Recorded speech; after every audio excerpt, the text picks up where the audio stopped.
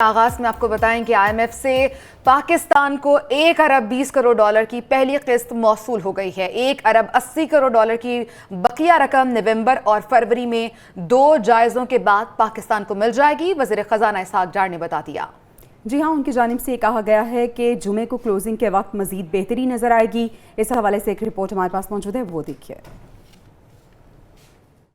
वजीर खजाना इसहाक डार ने कहा है कि आईएमएफ से पाकिस्तान को 1 अरब 20 करोड़ डॉलर्स की पहली किस्त मौसूल हो गई है। इस्लामाबाद में मीडिया से गुफ्तगू करते हुए इसहाक डार ने कहा कि कौम को मालूम है कि गुज़श्ता शब वॉशिंगटन में आईएमएफ के एग्जीक्यूटिव बोर्ड ने कर्ज प्रोग्राम की मंजूरी दे दी। ये 9 माह का प्रोग्राम है जिसके तहत पाकिस्तान को 3 अरब डॉलर्स मिलने हैं। फ्रंट जो इंस्टॉलमेंट 1.2 अरब डॉलर की होगी रफली, और जो बैलेंस अमाउंट है 1.8 बिलियन 3 अरब डॉलर में से वो 2 रिव्यूज के बाद मिलेगा, यानी 9 महीने के दरमियान, एक नवंबर में और एक में। इसहाक डार ने कहा कि आईएमएफ के साथ स्टैंड बाय मुआहदे में ये तय पाया था कि अप फ्रंट इंस्टॉलमेंट 1 अरब 20 करोड़ डॉलर होगी और 1 अरब 80 करोड़ डॉलर की बैलेंस अमाउंट 2 जायजों के बाद मिलेगी, जो कि नवंबर और फरवरी में होंगे। उन्होंने कहा कि मैं ये बताना चाहता हूँ कि 1 अरब 20 करोड़ डॉलर्स की अप फ्रंट पेमेंट आईएमएफ ने स्टेट बैंक के अकाउंट में मुंतकिल कर दी है। इसहाक डार ने मजीद कहा कि इससे पाकिस्तान के ज़र मुबादला के ज़खायर में बेहतरी आएगी और जुम्मे को क्लोजिंग के वक्त मजीद बेहतरी नजर आएगी। रिपोर्ट आपने जानी। मजमूई सूरत हाल यह है कि मुल्क में बैरूनी फंडिंग से बिगड़ती हुई मईशत को अब सहारा मिलने लगा है। रुपए की कदर में इजाफा और स्टॉक मार्केट में तीसरे रोज भी तेजी रही। आईएमएफ से कर्जे की मंजूरी के बाद अमरीकी करेंसी की कदर कम हो गई है, जबकि इंटरबैंक में डॉलर 2 रुपए 48 पैसे सस्ता होकर 275 रुपए का हो गया है। ओपन मार्केट में डॉलर 2 रुपए की कमी से 279 में फरोख्त हो रहा है। पाकिस्तान स्टॉक एक्सचेंज में भी तेजी आई। 100 इंडेक्स में 367 पॉइंट्स का इजाफा देखा गया है। इंडेक्स 45,882 पॉइंट्स पर इस वक्त ट्रेड कर रहा है। आईएमएफ की जानिब से कुछ देर कबल 1.2 अरब डॉलर स्टेट बैंक अकाउंट में मुंतकिल होने के बाद करेंसी और स्टॉक मार्केट की सूरत हाल भी जानेंगे। इस वक्त क्या सूरत हाल है, कराची से हमारे नुमाइंदे नजीब नाइट हमें ज्वाइन कर चुके हैं। नजीब, अब से कुछ देर कबल 1.2 अरब डॉलर जो स्टेट बैंक में आए आईएमएफ की जानिब से, उसके बाद क्या सूरत हाल है करेंसी की और स्टॉक मार्केट में? अभी क्या कंडीशन है और क्या हो सकती है आगे? जी, मुल्क में मजमूई जो मुआशी सूरत हाल है वो काफ़ी बेहतर होती हुई नज़र आ रही है। जो पहले एक डिफ़ॉल्ट का ख़तरा बार बार दोहराया जाता था, वो ख़त्म होने के बाद अब ऐसा लगता है कि मुल्क की मईशत का पहिया जो है वो चल पड़ा है। रुपया जो है दिन ब दिन तगड़ा होता जा रहा है। इस वक्त डॉलर जो है इंटर बैंक में 275 रुपये, जबकि ओपन मार्केट में 279 रुपये पर ट्रेड कर रहा है। जबकि करेंसी जो एक्सपर्ट्स हैं उनका ये कहना है कि आइंदा दिनों में मज़ीद इसमें कमी आएगी और ऐसी रोजाना की बुनियाद पर 2 से 3 रुपए कमी के बाद डॉलर जो है 250 तक करीब जो है वो ट्रेड कर सकता है। इस वक्त मैं स्टॉक मार्केट में मौजूद हूँ। स्टॉक मार्केट में इस वक्त जबकि थोड़ी सी कमी आई है 233 पॉइंट्स की, जबकि मजमूई तौर पर 45,281 पॉइंट्स पर स्टॉक मार्केट जो है वो ट्रेड कर रही है। और आज तमाम दिन मुस्बित रुझान रहा है स्टॉक मार्केट, क्योंकि फ्लक्चुएट होके आगे बढ़ती है, इसलिए थोड़ी सी कमी इसके बाद इम्कान है कि इजाफा हो और मजमूई तौर पर 45,000 की हद जो स्टॉक मार्केट में आम तौर पर जब काफ़ी अच्छा टाइम होता है तभी स्टॉक मार्केट जो है 45,000 की हद से ऊपर रहती है और वो इस वक्त तक बरकरार है। और जो एक्सपर्ट हैं शेयर के, उनका ये कहना है कि ये सूरत हाल जो है बता रही है कि आइंदा दिनों में भी बेहतरी आएगी। ख़ास तौर पर आईएमएफ से जो रकम स्टेट बैंक में ट्रांसफ़र हो चुकी है उसके बाद जो है आइंदा दिनों में और ज़्यादा बेहतरी के इम्कानात हैं। जी ठीक है नजीब नाइज, बहुत शुक्रिया। इस वक्त अच्छी सूरत हाल है और स्टेट बैंक में मज़ीद पैसे भी मिल चुके हैं आईएमएफ की जानिब से और अगली जो बकिया पैसे हैं वो कुछ दिनों में मिल जाएंगे। आगे बढ़ेंगे। वज़ीर-ए-आज़म शहबाज शरीफ कहते हैं कि शुक्र है पाकिस्तान डिफ़ॉल्ट से बच गया है। आईएमएफ का प्रोग्राम मुश्किल से कबूल किया है। कर्जे के लिए बड़ी मिन्नतें की हैं, कड़ी शराइत मानना पड़ी हैं। दोस्त मुल्कों ने मदद की है। 3 अरब डॉलर स्टेट बैंक में जमा करा दिए हैं। हम कब तक यूं ही दोस्तों से मांगते रहेंगे? ये सवाल भी उठा दिया वज़ीर-ए-आज़म ने। वो मुल्तान में एक तकरीब से खिताब कर रहे थे। उन्होंने क्या कहा, सुनिए। आईएमएफ की हमने उनकी मिन्नतें की हैं और किस तरह उनकी शराइत हमने मानी है। कल बहरहाल रात को उनका बोर्ड बैठा, उन्होंने पाकिस्तान का जो प्रोग्राम अप्रूव कर दिया। मैं इस हवाले से उस मालिक का बेपनाह उसका शुक्र अदा करता हूं कि हम डिफॉल्ट से बच गए और पाकिस्तान इंशाअल्लाह उसकी माश अब इंशाअल्लाह मजबूत होगी। लेकिन IMF का प्रोग्राम कोई ये हलवा या खीर नहीं है, ये बहुत सख्त शराइत हैं, बड़ी कड़ी शराइत हैं। उसको हमने बर्दाश्त किया ताकि आइंदा के लिए मुल्क एक इस्तेकाम की तरफ चल पड़े। रवा माली साल की बात करें तो इस दौरान पाकिस्तान में मौशी नमू 2.5% रहने का इम्कान है। रोजगारी और महंगाई में मामूली कमी की पेशगोई भी की गई है, जबकि IMF ने पाकिस्तान की मौशी कारकर्दगी से मुतालिक रिपोर्ट भी जारी कर दी है। रिपोर्ट में मजीद क्या कहा गया है, देखिए आप। आलमी मालियाती इदारे ने पाकिस्तान की मुआशी कारकर्दगी से मुतालिक रिपोर्ट जारी कर दी है। रिपोर्ट के मुताबिक साल 2023-24 में मुआशी शरह नमू 2.5% रहने का इम्कान है। गुज़श्ता माली साल पाकिस्तान की मुआशी कारकर्दगी मनफी 0.5% रही। इसके बरक्स हुकूमत ने गुज़श्ता साल GDP ग्रोथ 0.3% मुस्बत रहने का दावा किया था। रिपोर्ट में इम्कान जाहिर किया गया है कि साल 2024 में बेरोजगारी 8.5% से कम होकर 8% पर आ जाएगी। इस साल औसत महंगाई 29.6% से कम होकर 25.9% पर आने की पेशगोई भी की गई है। रवा माली साल खसारा मामूली कमी से 7.5% रहने का इम्कान जाहिर किया गया है। IMF के मुताबिक प्राइमरी सरप्लस GDP का 0.4% रहने का तखमीना है। इसी तरह पाकिस्तान के जिम्मे कर्जों का हजम 81.8% से कम होकर 74.9% पर आ जाएगा। IMF की मैनेजिंग डायरेक्टर ने कहा है कि स्टैंड बाय अरेंजमेंट पाकिस्तान के लिए मैक्रो इकोनॉमिक इस्तेहकाम का मौका है। पाकिस्तान को प्रोग्राम पर पूरी लगन से अमल करना होगा। इंटरनेशनल मॉनिटरिंग फंड्स की मैनेजिंग डायरेक्टर क्रिस्टलिना जॉर्जीवा ने बिजली की कीमत और लागत में तवाज़ुन लाने पर भी जोर दिया है और कहा है कि पाकिस्तान को तवानाई के शोबे में इस्लाहात की ज़रूरत है। उन्होंने कहा है कि पावर सेक्टर में टारगेटेड सब्सिडी में बेहतरी भी लाई जाए। बैरूनी दबाव का सामना करने के लिए मार्केट बेस्ड एक्सचेंज रेट बहुत अहम है। क्रिस्टलिना जॉर्जीवा ने कहा है कि समाजी और तरक्याती अखराजात के लिए रेवेन्यू में बेहतरी की ज़रूरत है और गैर ज़रूरी अखराजात से मुताल्लिक माली नज़्म व नस्क पर अमल भी किया जाए। उन्होंने कहा है कि कर्ज प्रोग्राम की पॉलिसियों पर अमल न होने से महंगाई में भी इजाफा हुआ। दरिया सतलुज में गंडा सिंह के मकाम पर दरमियाने दर्जे का सैलाब है। आपको बताएं कि PTMA के मुताबिक यहाँ पानी की आमद 11,04,260 क्यूसिक और इखराज 11,04,260 क्यूसिक रिकॉर्ड किया गया है, जिससे कसूर और रोकाड़ा के मुतअद्दिद देहात ज़ेर-ए-आब आ चुके हैं। इस हवाले से तफसीलात जानिए इस रिपोर्ट में।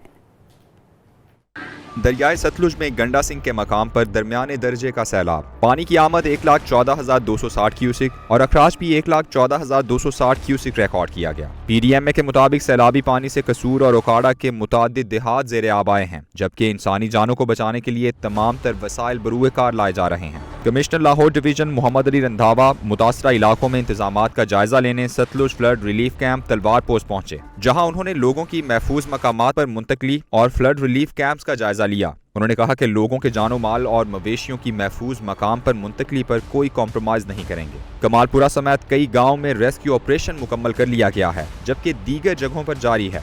मोहम्मद अली रंधावा को दी गई ब्रीफिंग में बताया गया कि वासा, रेस्क्यू 1122, रेवेन्यू, पुलिस और दीगर महकमे ऑपरेशन जारी रखे हुए हैं। 70 से जायद कश्तियां और दीगर मशीनरी ऑपरेशन के लिए इस्तेमाल की जा रही है। और नाज़रीन, भारत की तरफ से जब से पानी छोड़ा गया है, पानी छोड़े जाने के बाद छब्बर के मकाम पर दरिया सतलुज के किनारों से बाहर निकलकर अब पानी लोगों के घरों में दाखिल होना शुरू हो गया है और पानी से कई एकड़ पर खड़ी फसलें तबाह हो गई हैं, जबकि इंतज़ामिया मौके से गायब नजर आ रही है, कहीं दिखाई नहीं दे रही है। नुमाइंदा PNN सरवर कैफी इस वक्त छब्बर के मकाम पर मौजूद है, उनसे डिटेल्स जानते हैं। सरवर, बताइएगा इस वक्त क्या कंडीशन है वहाँ पर?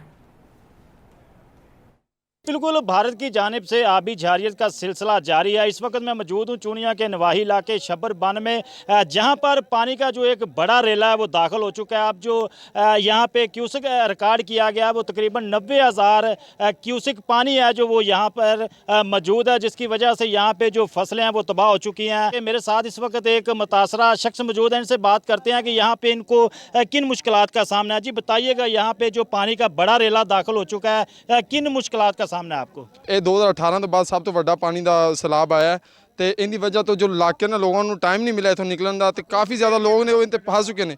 ਇਸ ਤੋਂ ਅੱਗੇ ਤੁਸੀਂ ਵੇਖੋ ਤੇ 10-15 ਗਾਉਂ ਨੇ ਜਿਹੜੇ ਹਾਲੇ ਵੀ ਲੋਕ ਇੰਤਜ਼ਾਰ ਕਰ ਰਹੇ ਨੇ ਤਾਂ ਕਿ ਉਹਨਾਂ ਨੂੰ ਰੈਸਕਿਊ ਕੀਤਾ ਜਾ ਸਕੇ, ਕੋਈ ਕਸ਼ਤੀਆਂ ਵਗੈਰਾ ਦਾ ਬੰਦੋਬਸਤ ਕੀਤਾ ਜਾ ਸਕੇ।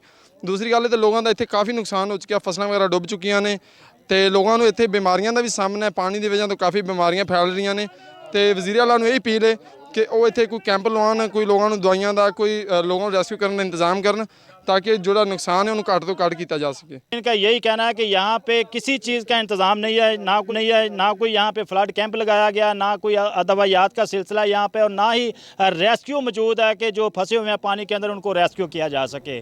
जी रुक कर लेते हैं कमालिया का, जहां पर दरियाए रावी के मकाम मिल्फतियाना पर हिफाजती बंद टूटने के करीब है, जिससे पीर महल, कमालिया, शोरकोट और दीगर देहात ज़ेर-ए-आब आने का खदशा बताया जा रहा है। तफसीलात जान लेते हैं हम अपने नुमाइंदे शफकत हुसैन से। शफकत बताएगा यहाँ की सूरत हाल। मुल्क में होने वाली हालिया बारिशों और भारत की जानिब से दरियाए रावी में 1,85,000 क्यूसेक का पानी छोड़े जाने के बाद जो है कमालिया में भी दरियाए रावी के मकाम पर जो है सैलाब का खदशा ज़ाहिर किया जा रहा है। मैं इस पर मौजूद हूँ कमालिया मिल्फतियाना के मकाम पर। यहाँ पर जो है इस वक्त जो है दरियाए रावी के पानी में जो है इजाफा देखने को मिल रहा है और बाद मकामात पर जो है कटाव का अमल भी जारी है। यहाँ पर जो मोहम्मद शाह बंगले का जो हिफाजती बंद है वो जो है ज़बू हाली का शिकार हो चुका है और उसमें जो गहरे गड्ढे बन चुके हैं और इसके साथ साथ जो है दरारें बन चुकी हैं। अगर यहाँ पर ऐसे ही पानी में मज़ीद इजाफा होता है तो ये जो बंद है ये टूटने से जो है कमालिया, पीरमल, शोरकोट और इससे जो मलहका आबादियाँ हैं वो ज़ेर-ए-आब आने का खदशा है। तो हमारे साथ यहाँ पर कुछ मकामी अफराद मौजूद है, मज़ीद उनसे बात करते हैं, उनसे पूछते हैं कि इस बंद के हवाले से वो क्या कहना चाहते हैं। हमारी हकाम बाला से अपील है कि आने वाला जो पानी है उससे जो कि आने से पहले इसका काम जल्द से जल्द करवाया जाए ताकि हमें इस मुश्किल का सामना ना करना पड़े। हकाम बाला डिप्टी कमिश्नर टोबा टेक्सिंग से अपील की है कि कमालिया मोहम्मद शाह बंगले वाला जो बंद है इसको जो है मुकम्मल तौर पर ठीक करवाया जाए ताकि अगर यहाँ पर जो है पानी की सतह में इजाफा होता है तो उससे किसी किस्म का जो है नुकसान ना हो। जी उधर दरिया चनाब में सैलाब के बायस शनियोट के भी मुतादिद इलाके इससे मुतासर हुए हैं। मोजा सांबल का इलाका है जो पानी में इस वक्त डूबा हुआ है। और अगर हम मकीनों की बात करें तो उनके हालात के रहमो करम पर वो हैं, कोई भी यहाँ पे उनकी मदद के लिए नहीं आया है। मज़ीद जाने तो हम अपने नुमाइंदे मोहम्मद समीर निसार से। समीर बताइएगा, मोजा सांबल के जो मकीन हैं उनकी दादरसी के लिए कोई आया है या नहीं, और अगर नहीं आया तो क्यों नहीं आया?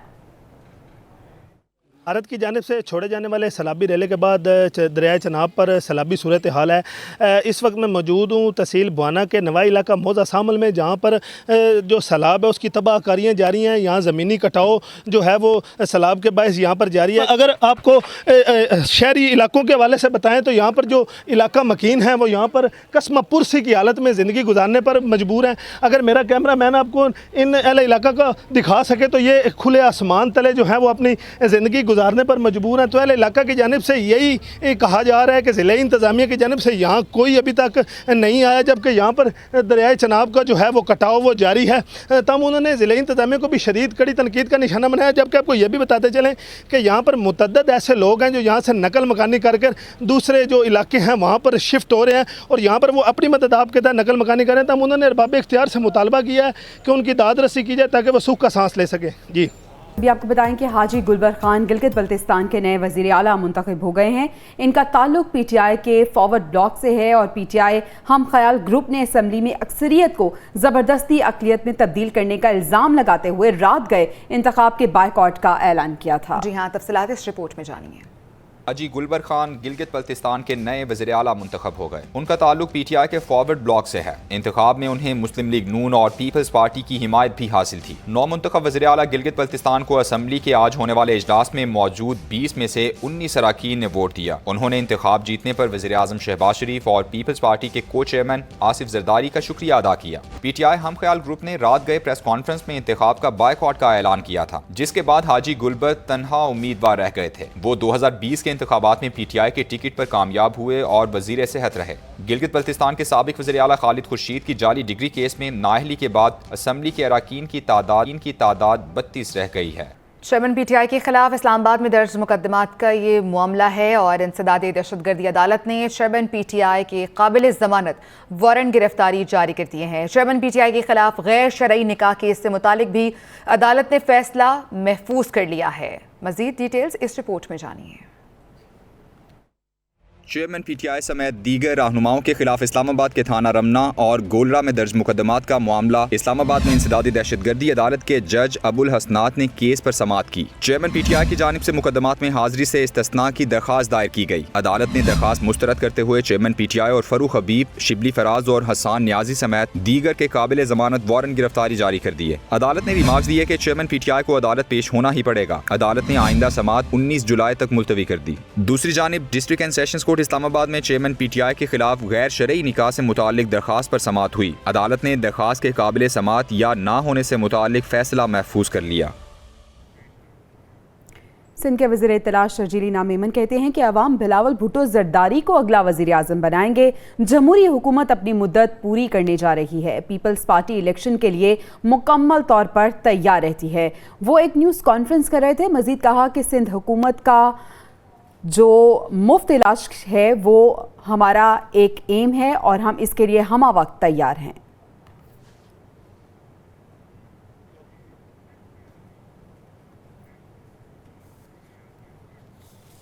सिंध असम्बली में अपोजिशन लीडर मुंतखब करने का मामला है। MQM ताहाल सिंध असम्बली में अपोजिशन लीडर का फैसला नहीं कर सकी। MQM की खातून MPA राना अंसार और MPA अली खुर्शीदी में से कौन अपोजिशन लीडर बनेगा, ये एक अहम सवाल है, लेकिन इसका अभी तक फैसला नहीं हो सका। जरा ये बता रहे हैं कि MQM का एक ग्रुप राना अंसार को अपोजिशन लीडर देखना चाहता है। मुस्तफ़ा कमाल समेत कुछ और अहम रहनुमा MPA अली खुर्शीदी को अपोजिशन लीडर बनाने के ख्वाहिशमंद नजर आते हैं। इस हवाले से MQM राब्ता कमेटी के कई इजलास भी बेनतीजा खत्म हो चुके हैं। मज़ीद तफसीलात जान लेते हैं हम अपने नुमाइंदे मोहम्मद सलमान से। मोहम्मद, बताइएगा कि कौन सा स्ट्रॉन्ग कैंडिडेट है और किसके चांसेस ज़्यादा लग रहे हैं? जी बिल्कुल, PTI की टूट फूट के बाद जो है वो सिंध असम्बली में जो है वो अपोजिशन लीडर जो है उसको तब्दीली का जो है वो मामला चल रहा है, जो कि काफ़ी तकरीबन 1 माह से ज़ायद का अरसा हो गया और MQM को ये हक हासिल हुआ है कि MQM अपना जो है वो अपोजिशन लीडर लेके आए और इस हवाले से जो है अपोजिशन जमातों में मुशावरत भी की जा रही है। MQM की जानिब से 2 कैंडिडेट हैं जिनमें जो है वो खातून MPA राना अंसार और MPA अली खुर्शीदी जो है इनको अपोजिशन लीडर बनाने पर चल रही है। तकरीबन जो है वो 1 दर्जन से ज़ायद इजलास हुए। ठीक है, बहुत शुक्रिया मोहम्मद सलमान, आप हमें अपडेट कर रहे थे। और अब ये खबर कि ऑनलाइन लोन ऐप्स के हवाले से अहम पेशरफ्त हुई है। DGFIA ने साइबर क्राइम विंग से रिपोर्ट तलब कर ली है और वाक़े में मुलव्वस अनासर को जल्द गिरफ्तार करने का हुक्म भी दे दिया गया है। ख़बर ये है कि FIA cyber crime circle Rawalpindi ने मुतासरा फैमिली को मौसूल होने वाली कॉल्स पर तहकीकात का आगाज़ किया है। मुल्ज़मान की जानिब से की जाने वाली कॉल्स का रिकॉर्ड भी हासिल किया जा रहा है, जबकि कॉल्स की ओनरशिप और लोकेशन का डाटा भी हासिल किया जा रहा है। साइबर क्राइम सर्कल रावलपिंडी ने इस्लामाबाद में 2 मुख्तलिफ छापामार कार्रवाइयों में मुतअद्दिद लैपटॉप्स और कंप्यूटर्स भी कब्जे में लिए हैं, जबकि मुतालिका लोन ऐप्स के दफ्तर को सील कर दिया गया है। FIA हुकाम का ऐसा बताना है कि गैर कानूनी लोन ऐप्स को ब्लॉक करने के लिए PTA से दरखास्त की जाएगी। और अब ये खबर कि लियाकतपुर में महकमा वाइल्ड लाइफ ने कार्रवाई करते हुए 5 शिकारियों को गिरफ्तार कर लिया है और 4 चंगारा, हिरन, तीतर और दीगर बरामद कर लिए गए हैं। जी हाँ, हुकाम ये बता रहे हैं कि मुल्ज़िमान चोलिस्तान में गैर कानूनी शिकार कर रहे थे और शिकारियों का ताल्लुक राजनपुर, भावलपुर और मुजफ्फरगढ़ से बताया जा रहा है। 62 शिकारियों को VIP प्रोटोकॉल भी दिया गया था। कार्रवाई के दौरान वाइल्ड लाइफ एहलकारों की 2 गाड़ियां आपस में टकरा गई हैं, लेकिन कोई नुकसान इसमें नहीं हुआ। तो 5 शिकारी गिरफ्तार कर लिए गए हैं महकमा वाइल्ड लाइफ की जानिब से।